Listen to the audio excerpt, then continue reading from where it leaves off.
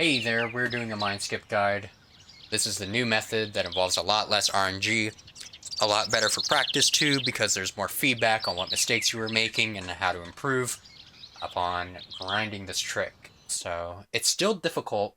We're going to do this on easy mode because that's where this skip is done. The mines are actually very powerful, but when you have the most broken buster in the game, you don't really need it. So it's going to look like this. We're going to unequip this and re-equip it to reset our invincibility frames. And do this a couple times. Here we go. This should make it.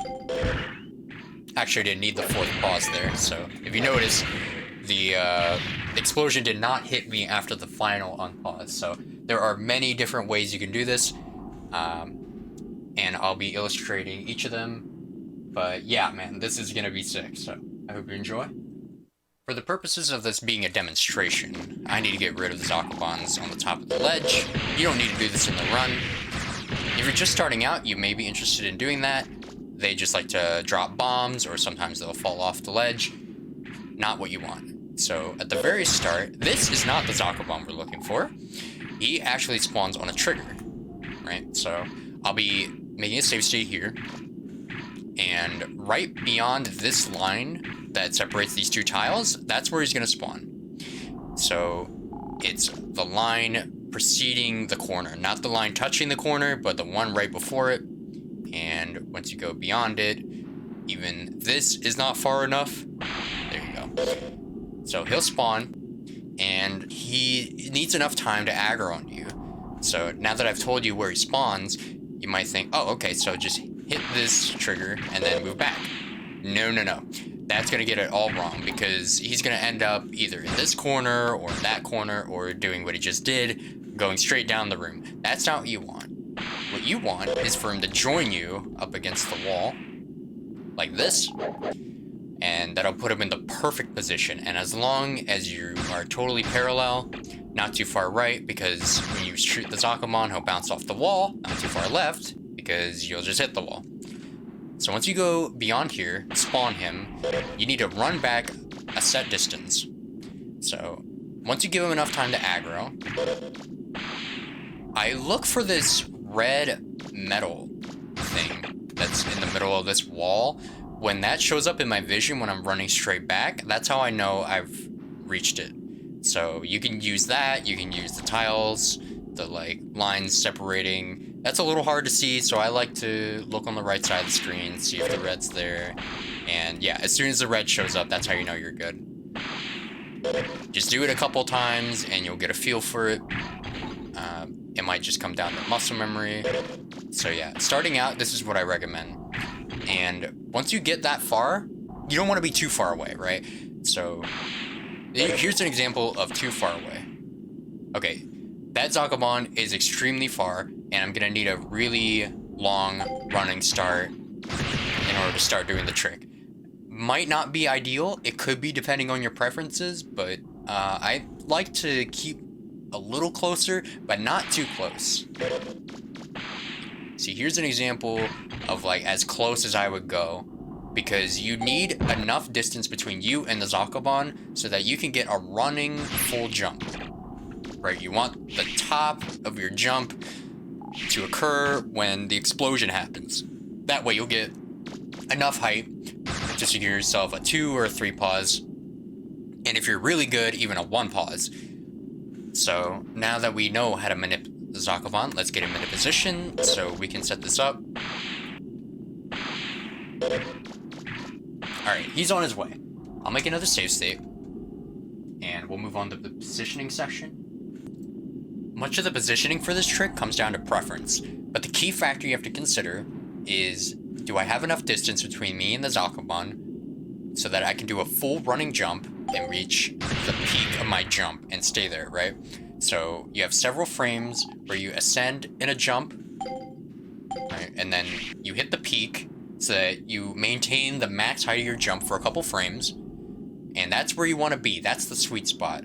So when you're too close, I'm still going up. I'm missing a couple pixels of, height for me to reach the ledge. So you really don't want that.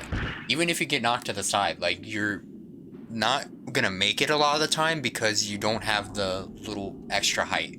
So you want enough distance between you guys. See, I was in the air for much longer and I was able to reach the critical height. And with that height, won't be able to make it here. Oh, I actually did. Okay, see, that's the real big benefit of having a max height jump. You might even be able to get there in a one pause. Maximize your chances to get something amazing so that the average run can look a lot better. So what happens when you're too far away? Well, when you're too far away, you're very susceptible to getting knocked back, meaning you have to make an adjustment. But this is also where the preference part of the trick comes in. Would you rather have to do a running start first so you get more of a lead in and have more time to actually find your perfect position and then do your jump? Or would you rather be able to shoot first and then do your forward jump? It's like a lot of it, you just have to drill it over and over again, find out what works for you and stick with it, because these two methods have much varying timing. Like, I'm literally doing the steps in different order because of how far away I am. So yeah, definitely want to find out what works for you. And I'm going to show you just in slow motion a couple of different positions.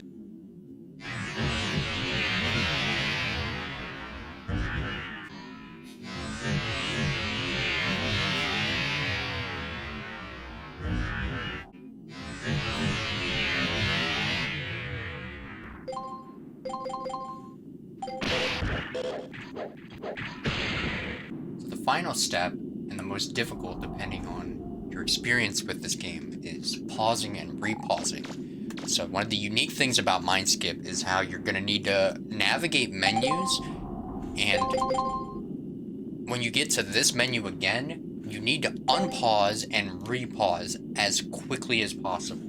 Now, when I say as quickly as possible, there is one frame where you actually don't take damage. So if you pause and unpause too quickly, you won't make any progress. Same goes with if it's even quicker than that. See, I just mash pause, and the second pause did not come at all because I buffered it too soon. It didn't revert to the game in time. And then if you pause too late, then you're not going to be able to ride the explosion for very long at all. So you really have to get this timing down.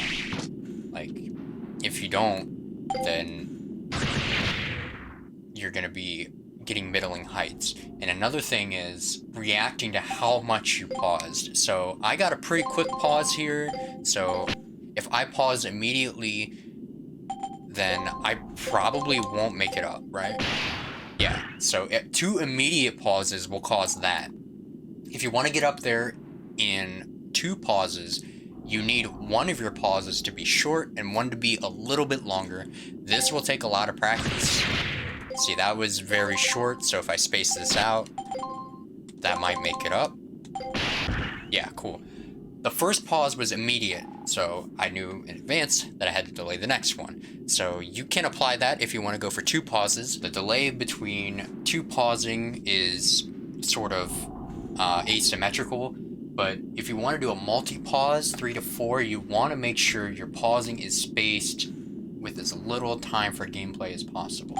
And this is because when you get knocked back in this game, you get knocked back and then left or right, and it's random. And if your pausing is not clean, you have more chance for this variance to actually creep up on you and ruin your ascension. Because if you get knocked back this way, and then this way, and then this way again, you're so far away from the explosion, there's no way that the third time you unpause, you're gonna get hit by it. So it's really important that you get this timing down. Like, I got knocked towards the camera, now I got knocked away from the camera twice in a row.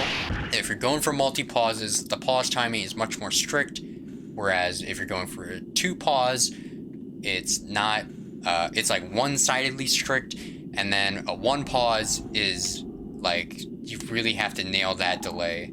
So whichever way you go, They all have their pros and cons. Real quick, before we put this all together, I want to touch on the jet skate movement. I haven't really had a chance to talk about that yet. We're gonna see this corner on the right, use that as the visual, and let go as soon as I start passing it. That's typically what I like to do. Always hang a left. Yeah, when that's off camera, then you can start moving back. If you let go late, you can start holding back to run backwards sooner. It's totally okay because he's still within aggro range. But if you do it like way far out like this, see that still work? You definitely gotta wait or else he won't cooperate. So let's try for this 2 pause. Almost. Let's try one more time. Go until the corner, wait for him, run back when you see red, stop. Let's try for 3 or 4 pause. No, too early. There we go. Too early again. 3. And... oh, didn't even need the 4th one. Nice.